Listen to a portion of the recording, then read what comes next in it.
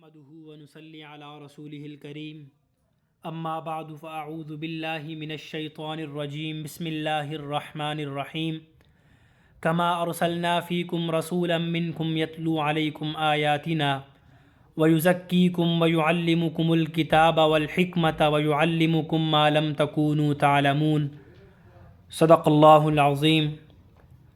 محترم سامعین، اسلام نے پڑھنے پڑھانے کو بڑی اہمیت، بڑی امپورٹنس دی ہے۔ آپ صلی اللہ علیہ وآلہ وسلم کی نظر میں تعلیم و تعلم یعنی پڑھنے پڑھانے کو اور اہل علم کو بڑا مقام و مرتبہ حاصل ہے۔ آپ صلی اللہ علیہ وسلم انسانیت کے لیے آخری نبی و رسول ہونے کے ساتھ ایک عظیم ٹیچر کی حیثیت سے بھی تشریف لائے۔ اسی لیے جس ٹاپک پر گفتگو شروع کرنی ہے وہ ہے ٹیچر کے کیا اوصاف ہیں سیرت طیبہ کی روشنی میں۔ سب سے پہلے ہم تعلیم یعنی ایجوکیشن کا معنی یعنی اس کی ڈیفینیشن کو پہچانتے ہیں۔ تعلیم یہ عربک زبان کا لفظ ہے جو علم سے ماخوذ ہے اور اس کے مطلب ہے پڑھانا، سکھانا، رہنمائی کرنا، اور انگریزی میں اسے ایجوکیشن کہا جاتا ہے۔ تعلیم ہر عمر کے افراد کی رہنمائی کرتی ہے۔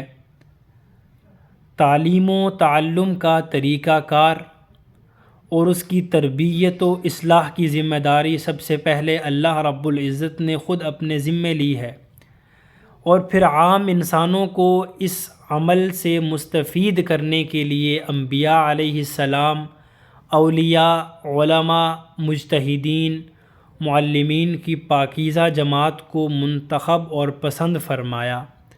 ان کے بعد یہ فریضہ علماء امت اور مدرسین یعنی ٹیچر ہر فیلڈ میں، زندگی کی ہر فیلڈ میں یہ سر انجام دیتے رہے ہیں اور دے رہے ہیں۔ قرآن مجید میں اللہ رب العزت نے فرمایا اقرأ بسم ربک الذی خلق خلق الانسان من علق، کہ اے رسول صلی اللہ علیہ وسلم اپنے رب کے نام سے پڑھیے جس نے انسان کو جمے ہوئے خون سے پیدا کیا۔ تعلیم و تعلم ایسا عمل ہے جس کی ابتدا اللہ رب العزت نے خود اپنے آپ سے فرمائی ہے، اور اللہ رب العزت نے دوسرے مقام پر فرمایا وَأَنزَلَ اللَّهُ عَلَيْكَ الْكِتَابَ وَالْحِكْمَةَ وَعَلَّمَكَ مَا لَمْ تَكُنْ تَعْلَمْ، کہ اللہ نے آپ پر کتاب اور حکمت نازل فرمائی ہے اور آپ صلی اللہ علیہ وسلم کو ان چیزوں کا علم دیا ہے جن کو آپ اس سے پہلے نہیں جانتے تھے۔ اب اقوام عالم کی ترقی میں دیگر اسباب کے ساتھ ساتھ سب سے اہم چیز علم کا حصول ہے۔ اس کے ذریعے انسان جہالت، گمراہی سے بچ جاتا ہے۔ اللہ رب العزت نے قرآن مجید میں فرمایا یرفع اللہ الذین آمنوا منکم والذین اوتوا العلم درجات، کہ اللہ رب العزت تم میں سے ایمان والوں کے اور علم والوں کے درجات بلند فرمائے گا، اور جو تم کرتے ہو اللہ اس سے خوب آگاہ ہے۔ اب اس آیت مبارکہ میں اللہ رب العزت نے علم کی نسبت بھی اپنی ذات کی طرف فرمائی ہے۔ اب نبی صلی اللہ علیہ وآلہ وسلم کی بعثت کے مقاصد کیا تھے؟ قرآن کریم میں اللہ رب العزت نے آپ صلی اللہ علیہ وسلم کی بعثت کے مقاصد میں پڑھنے پڑھانے کو سر فہرست بیان فرمایا۔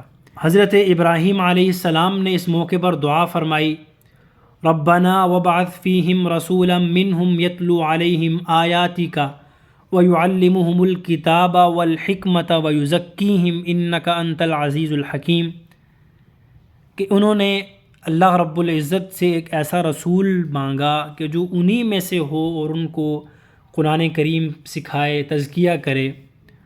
تو اللہ رب العزت نے مومنوں پر احسان عظیم فرمایا کہ ان کو اپنا پیارا محبوب عطا فرمایا، اور اللہ رب العزت نے آپ صلی اللہ علیہ وسلم کی بعثت کو بطور احسان کے ذکر کرتے ہوئے کہ اللہ رب العزت نے یہ احسان کیا ہے مومنین پر، اللہ نے احسان جتلایا ہے۔ اللہ نے فرمایا لقد من اللہ علی المؤمنین اذ بعث فیہم رسولا من انفسہم یتلو علیہم آیاتک ویعلمہم الکتاب والحکمہ، کہ اللہ رب العزت نے مومنین پر بڑا احسان کیا کہ ان کے درمیان میں سے ایک رسول بھیجا جو ان کے سامنے اللہ کی آیتوں کی تلاوت کرتے ہیں اور ان کا تزکیہ فرماتے ہیں۔ اب ہم اس آیت پر غور کریں تو معلوم ہوگا کہ آپ صلی اللہ علیہ وسلم کی بعثت کے 4 اہم امپورٹنٹ مقاصد تھے۔ سب سے پہلا قرآن کریم کی آیات کی تلاوت کرنا، دوسرا تزکیہ نفس، تیسرا قرآن کریم کی تعلیم دینا، اور چوتھا حکمت یعنی سنت کی تعلیم دینا۔ آپ صلی اللہ علیہ وسلم نے پڑھنے پڑھانے کا حق ادا کر دیا۔ جن مقاصد کی تکمیل کے لیے آپ صلی اللہ علیہ وسلم کو بھیجا گیا تھا ان کو آپ صلی اللہ علیہ وسلم نے بڑے کمال طریقے کے ساتھ پائے تکمیل تک پہنچایا۔ آپ صلی اللہ علیہ وآلہ وسلم کو اللہ رب العزت نے معلم انسانیت بنا کر بھیجا۔ اسی وجہ سے آپ صلی اللہ علیہ وسلم نے ایک موقع پر فرمایا اپنے بارے میں انما بعثت معلما، کہ مجھے ایک معلم بنا کر بھیجا گیا ہے۔ اور اسی طرح جو علمی مجلس ہے اس سے آپ صلی اللہ علیہ وسلم کی محبت کا اندازہ لگائیے کہ جو علمی حلقہ لگایا جاتا ہے تعلیم و تعلم کے لیے، لوگ بیٹھتے ہیں۔ ایک دن آپ صلی اللہ علیہ وسلم اپنے حجرے سے باہر آئے، آپ صلی اللہ علیہ وسلم مسجد میں داخل ہوئے، وہاں 2 حلقے لگے ہوئے تھے، ان میں سے ایک حلقہ قرآن کریم کی تلاوت اور دعا میں مشغول تھا، جبکہ دوسرا حلقہ سیکھنے سکھانے میں مشغول تھا۔ تو اس پر نبی صلی اللہ علیہ وآلہ وسلم نے فرمایا کہ دونوں حلقے اچھے کاموں میں مشغول ہیں، وہ سب قرآن کریم کی تلاوت کر رہے ہیں اور دعا میں مشغول ہیں، لہٰذا اللہ رب العزت چاہے تو انہیں عطا کریں گے، اگر نہ چاہیں تو انہیں عطا نہیں کریں گے۔ اور دوسرا حلقہ جو ہے وہ سیکھنے سکھانے میں مشغول ہیں، اور میں بحیثیت معلم بھیجا گیا ہوں۔ پھر آپ صلی اللہ علیہ وسلم سیکھنے سکھانے والوں کے ساتھ بیٹھ گئے۔